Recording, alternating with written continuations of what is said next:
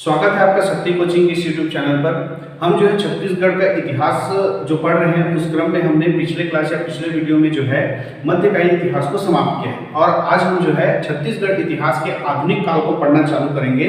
और छत्तीसगढ़ के इतिहास में आधुनिक काल के अंतर्गत छत्तीसगढ़ के इतिहास में आधुनिक काल के अंतर्गत जो है 5 भागों में बांट के पढ़ा जाएगा। पहला होगा मराठा शासन, मराठा शासन। फिर हम पढ़ेंगे सूबा शासन, सूबा शासन। उसके बाद बात करेंगे हम ब्रिटिश शासन, ब्रिटिश शासन। और ब्रिटिश शासन के बाद बात करेंगे पुनः मराठा शासन, पुनः मराठा शासन। और पुनः मराठा शासन के बाद आ जाएगा प्रत्यक्ष ब्रिटिश शासन, प्रत्यक्ष ब्रिटिश शासन। ठीक है, तो जो छत्तीसगढ़ का आधुनिक इतिहास है उसको इन 5 भागों में बांटकर पढ़ा जाता है। जो मराठा शासन है ये 1757 से लेकर 1787 तक चलेगा। जो सूबा शासन है ये 1787 से लेकर 1818 तक चलेगा। जो ब्रिटिश शासन है ये 1818 से लेकर 1830 तक चलेगा। और जो पुनः मराठा शासन है ये 1830 से लेकर 1854 तक चलेगा। और जो प्रत्यक्ष ब्रिटिश शासन है छत्तीसगढ़ में वो 1854 से आजादी तक यानी कि 1947 तक जारी रहेगा। इस 5 काल में ही पूरा छत्तीसगढ़ का आधुनिक इतिहास क्या हो जाएगा, समाप्त हो जाएगा। तो इन सब को एक एक करके हम पढ़ते हैं। तो शुरुआत करते हैं किसका, मराठा शासन काल से। मराठा शासन की शुरुआत हुआ था, याद करेंगे जब हम कलचुरी राजा पढ़ रहे थे, कलचुरी शासन काल पढ़ रहे थे तो हमने पढ़ा था कि कलचुरी वंश में एक राजा हुआ था जिसका नाम था रघुनाथ सिंह। कलचुरी वंश में राजा हुआ था जिसका नाम क्या था, रघुनाथ सिंह। और इसी रघुनाथ सिंह को 1741 में जो मराठा शासक था रघुजी प्रथम, रघुजी प्रथम, इस रघुजी प्रथम का सेनापति था जिसका नाम क्या था, भास्कर पंत, भास्कर पंत। इसने क्या किया था, पराजित किया था। और इसी रघुनाथ सिंह को मराठाओं के अधीन पहला क्या बनाया था, कलचुरी राजा बनाया था। और इस रघुनाथ सिंह के बाद जो है मराठाओं के अधीन राजा बना था कौन, मोहन सिंह, मोहन सिंह राजा बना था। और इस मोहन सिंह के बाद जो है छत्तीसगढ़ में मराठा शासक शासन करना है। लेकिन हुआ क्या, जो मराठा थे छत्तीसगढ़ में, जो मराठा आए थे वो नागपुर से आए। छत्तीसगढ़ में जो मराठा आए थे कहां से, नागपुर से आए थे। और ये कौन से मराठा थे, भोसला मराठा थे, है ना, भोसला, रघुजी प्रथम, रघुजी भोसला, है ना। तो भोसला मराठा थे जो छत्तीसगढ़ क्षेत्र में शासन करने आए थे। कहां से, नागपुर से। यानी छत्तीसगढ़ में जो मराठा शासक आएगा वो कहां से आएगा, नागपुर से आएगा। और नागपुर का भोसला शासक कौन था, रघुजी प्रथम, जिसके सेनापति भास्कर पंत ने कलचुरी वंश के राजा को समाप्त कर इस छत्तीसगढ़ को किसके अधीन किया था, मराठाओं के अधीन किया था। ठीक है, अब इस रघुजी प्रथम की क्या हो गई, मृत्यु हो गई। तब इसके 4 बेटे थे। इसके कितने बेटे थे, 4 बेटे थे। एक का नाम था जानोजी, जानोजी। एक का नाम था साबाजी, एक का नाम था माधोजी और एक का नाम था बिंबाजी। सब जी, है ना, ठीक। तो रघुजी प्रथम जो कि नागपुर का भोसला मराठा शासक था, उसके 4 बेटे थे, जानोजी, साबाजी, माधोजी और बिंबाजी। इन चारों भाइयों में नागपुर साम्राज्य या भोसला साम्राज्य का बंटवारा हुआ। और बंटवारे के तहत ये जो जानोजी है इसको नागपुर का क्षेत्र दिया गया कि नागपुर क्षेत्र का शासन कौन संभालेगा, जानोजी।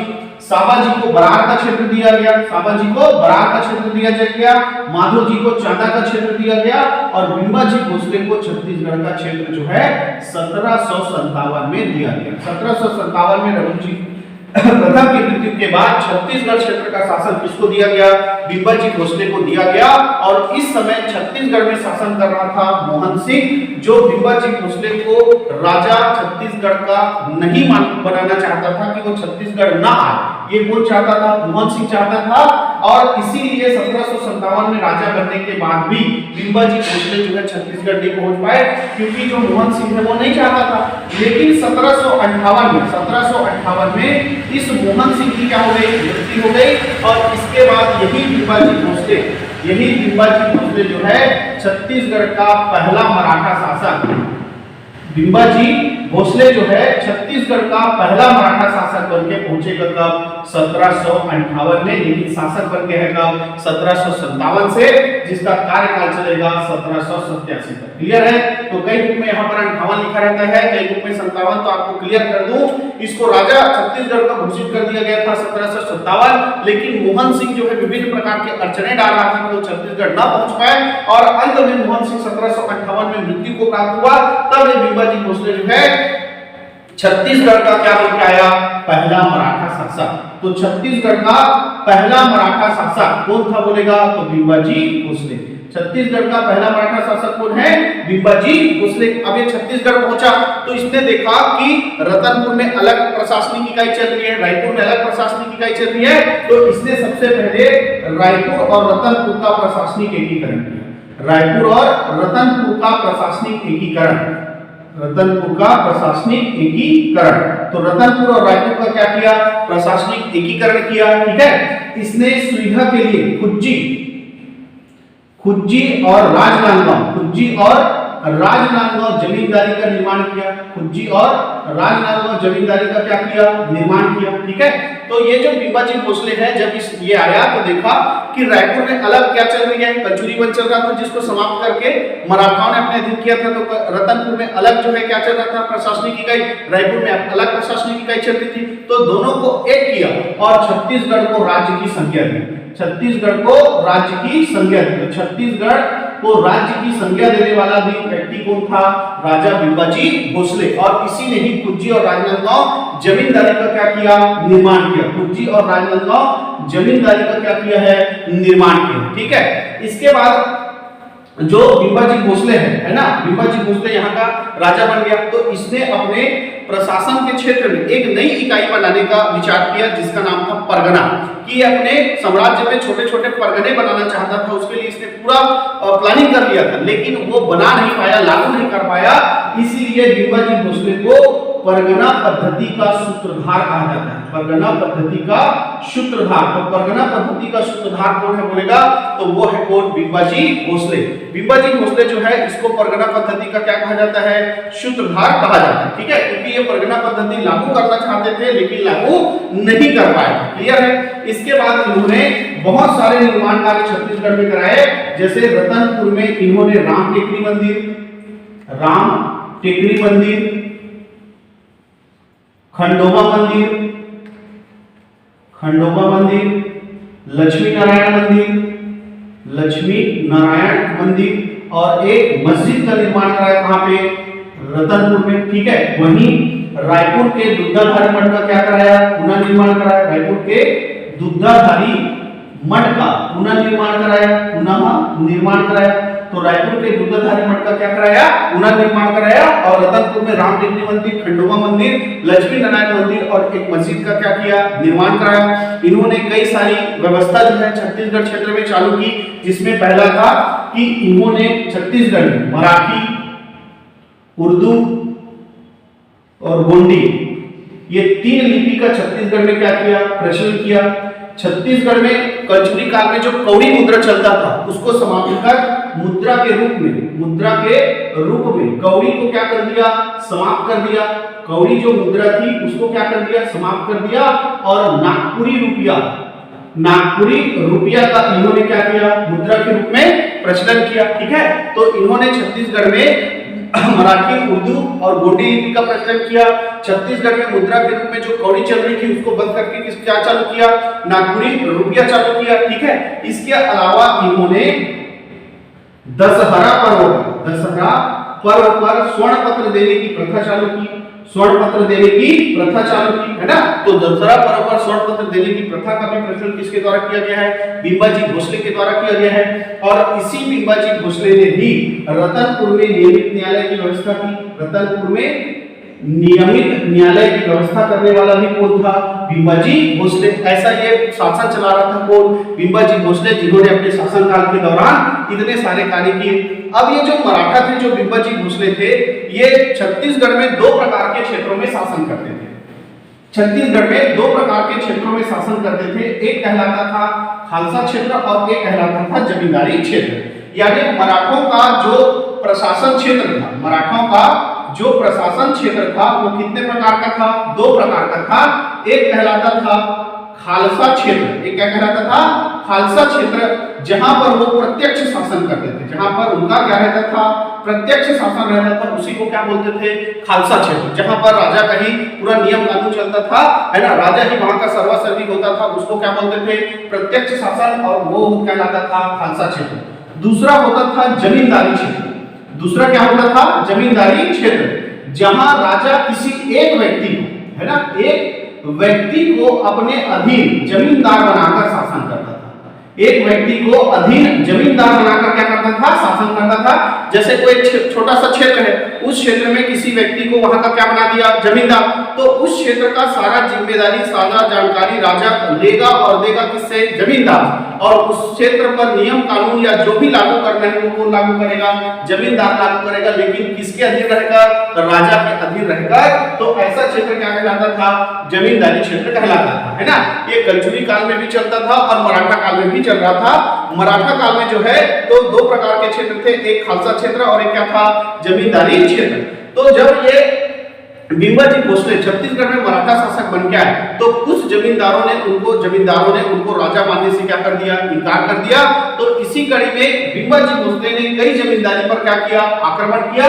वो जमींदारी थी बस्तर, जहां पर बिंबाजी भोसले के द्वारा क्या किया गया? आक्रमण किया गया, है ना। बस्तर था, बस्तर के अलावा खैरागढ़, पंडरिया, है ना, चांपा, कोरबा, और एक था आपका सरगुजा और धमधा। इन जमींदारों पर बिंबाजी भोसले के द्वारा क्या किया गया? आक्रमण किया गया। सबने अपने बिंबाजी भोसले की अधीनता को क्या किया? स्वीकार किया। जो कुछ थे जिनको बिंबाजी भोसले ने नहीं जीत पाया, जैसे बस्तर को बिंबाजी भोसले ने नहीं जीत पाया, खैरागढ़ रियासत को बिंबाजी भोसले ने जीता, और खैरागढ़ रियासत जो है या खैरागढ़ जमींदारी जो थी वो बिंबाजी भोसले को सबसे ज्यादा टकोली देती थी, सबसे ज्यादा टकोली। तो सबसे ज्यादा टकोली आकर मराठा साम्राज्य को कौन सा जमींदारी देता था? तो वो कौन सा था? खैरागढ़ जमींदारी थी, ठीक है। कोरबा एकमात्र ऐसी जमींदारी थी जिसको बिंबाजी भोसले ने किसमें मिला लिया? खालसा क्षेत्र में मिला लिया। किसमें मिला लिया? खालसा क्षेत्र में मिला लिया। कोरबा जमींदारी को जीता, वहां का जो जमींदार था वो पराजित हुआ और फिर वहां से जमींदारी व्यवस्था को हटा दिया गया और कोरबा को सीधा किसमें मिला दिया गया? खालसा क्षेत्र में मिला दिया गया। ठीक इसी में एक जमींदारी थी कांकेर, जहां से कोई भी टकोली नहीं लिया जाता था। टकोली नहीं लिया जाता था। यहां से क्या लिया जाता था? सैन्य सहायता लिया जाता था। क्या लिया जाता था? सैन्य सहायता लिया जाता था। तो आपको क्वेश्चन आ सकता है कि मराठा काल के समय कौन सी जमींदारी थी जहां से टैक्स नहीं लिया जाता था? वो कौन सा था? कांकेर। और इसी में आप एक और याद करेंगे जमींदारी, वो है धमधा, कि जब यहाँ पर बिंबाजी भोसले ने आक्रमण किया तो डर के कारण, बिंबाजी भोसले के आक्रमण के डर के कारण धमधा के जो राजा और रानी थे, राजा और रानी, इन्होंने जल समाधि ले ली, है ना, जल समाधि ले ली। तो डर के मारे किस जमींदार के राजा और रानी ने जल समाधि लिया था बिंबाजी भोसले के डर से? तो कौन सा था? धमधा। कौन सा था? धमधा। क्लियर है। अब इस तरह शासन करते हुए ये बिंबाजी भोसले जो है 7 दिसंबर 1787 को क्या हो गए? मृत्यु को प्राप्त हो गए। यानी 7 दिसंबर 1787 को बिंबाजी भोसले की क्या हो गई? मृत्यु हो गई। तब इनकी 3 पत्नियां थी। एक का नाम था उमाबाई, एक का नाम था रमाबाई और एक का नाम था आनंदीबाई। उमाबाई, रमाबाई और आनंदीबाई। उमाबाई जो है 7 दिसंबर 1987 को जब बिंबाजी भोसले की मृत्यु हुई, तो ये उमाबाई वही है जो बिंबाजी भोसले के साथ क्या हो गई? सती हो गई। क्लियर है। तो बिंबाजी भोसले की कौन सी पत्नी जो है उसके साथ सती हुई थी? आंसर क्या आएगा? उमाबाई। और रमाबाई जो है बिंबाजी भोसले की मृत्यु के बाद उनके वियोग को सह नहीं सकी और ये वन को चली गई। कहां चली गई? वन को चली गई। तो वन को जाने वाली पत्नी का नाम क्या था? रमाबाई। और बिंबाजी भोसले के बाद शासन का दायित्व या शासन का सत्ता किसने संभाला? शासन सत्ता किसने संभाला? आनंदीबाई ने संभाला। क्लियर है। लेकिन देखो बिंबाजी भोसले राजा बन के आया था नागपुर से, छत्तीसगढ़ का। तो बिंबाजी भोसले के बाद अगला छत्तीसगढ़ का राजा कौन होगा, ये भी कहां से तय होगा, नागपुर से तय होगा, है ना। लेकिन यहाँ बिंबाजी भोसले की मृत्यु के बाद शासन किसके हाथों में आ गई है, आनंदीबाई के हाथों में आ गई है। तो अब बिंबाजी भोसले की मृत्यु के बाद छत्तीसगढ़ का नागपुर से राजा बनकर कौन आएगा, है ना। छत्तीसगढ़ में मराठा शासन का कैसे संचालन होगा, ये सब जानेंगे अगली क्लास में। आज के लिए इतना ही। अगर आज का क्लास अच्छा लगा हो, वीडियो अच्छा लगा हो, तो वीडियो को लाइक कीजिए, चैनल को सब्सक्राइब कीजिए और ज्यादा से ज्यादा शेयर कीजिए। धन्यवाद।